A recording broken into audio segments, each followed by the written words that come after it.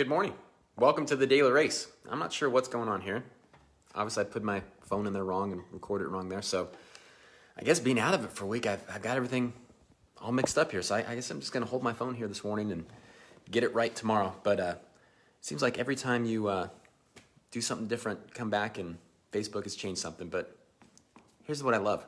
Welcome to Daily Race. So glad to be back with you. I want to thank Pastor Darius so much for stepping in, helping out, just doing an incredible job here on the Daily Race while I was out. And I mean, here's the great thing about it. Darius is still here. He's here every single morning with us. And it was a privilege just to be able to sit back and watch for a week, learn from him. We are in the book of Judges, and we are learning about this time in history and in the Jewish history where everyone just kind of did what was right in their own eyes. You had these judges that were ruling the land, but it wasn't a king, wasn't a high priest. It was kind of this transition time, and things were kind of chaotic. There were good rulers, there were bad rulers. There were times when people were close to God and times when people were far from God. And today we're going to learn about a judge named Jephthah. Now, have you ever said something without really, just regretting it later?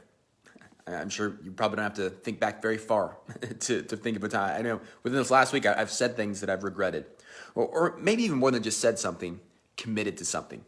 Promised you'd be at a place, or committed to help someone in a way with some time or maybe some resources, and then found out a short time later, like, I can't fulfill that commitment. I'm not going to be able to do it, right? We speak before we think. And even worse than that, we speak before we think, and even before we pray about it. Like in our mind, it makes sense at the moment. In our mind, it seems like the right thing to do. But we didn't consult God. We didn't take a moment to say, God, is this what you want me to do in this moment?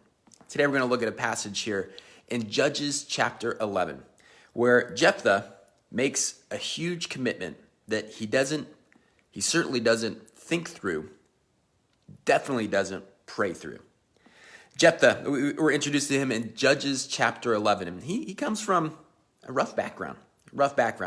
He is born into an incredible family. His dad's good, but he's born to his mother is a prostitute. Doesn't go into any more detail than that, so we don't know what happened here. But the rest of his siblings, his half-brothers, half-sisters, don't like him. He's kind of the outcast. Well, he is the outcast of the family.